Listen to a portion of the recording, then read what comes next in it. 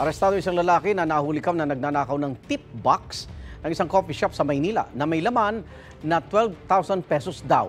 Aminado sa pagnanakaw ang suspect pero hindi raw umabot sa 12,000 ang laman ng tip box. Lagi una ka sa balita ni Jomer Apresto. Exclusive.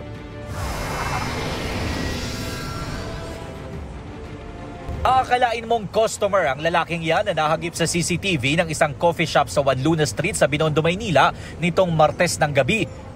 Maya-maya, makikita sa video na unti-unti niyang ginagalaw ang tip box na nasa counter. Umalis pa siya saglit. At pagbalik, tinangay niya ang tip box.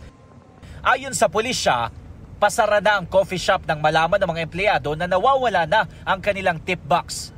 Siguro mga 30 minutes saka lang nila napansin kasi ang ano nila is parang after yung duty nila, binibigay talaga sa empleyado. So napansin nila during that time, wala na yung tip box na.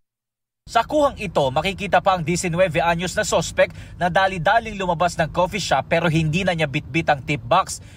Hindi na nahagip sa CCTV pero sabi ng pulisya, pumasok sa CR ang lalaki at doon umano niya kinuha ang laman ng tip box na abot sa 12,000 pesos at inilagay niya raw ito sa kanyang bag. Nakita rin sa backtracking na sumakay ng e-trike ang suspect. Ayon sa Maysig Police Station, nahuli sa follow-up operation ang suspect sa Elcano Street. Pero hindi na nabawi ang perang ninakaw dahil nagamit na umano ng lalaki sa online gambling. Sa investigasyon ng mga pulis, lulong sa sugal ang suspect at dati na rin siyang nakulong dahil dito. Upon investigation, may mga lugar siya din na pinupuntahan dito. Pag may pera siya, doon siya tumatambay, naglalaro ng online game na yun. So parang yun yung naging drive niya para mag-commit ng ganong violation.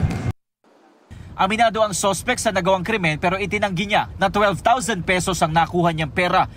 Ipinambili niya raw ang pera ng gatas at diaper ng kanyang dalawang anak at hindi raw ipinansugal. Wala tawag na po ng pangangailangan Kasi sumayin po lahat-lahat yun, nasa mga 9 o 10 lang po yun, sir. Na-inquest na ang suspect at sinampahan na ng kasong theft.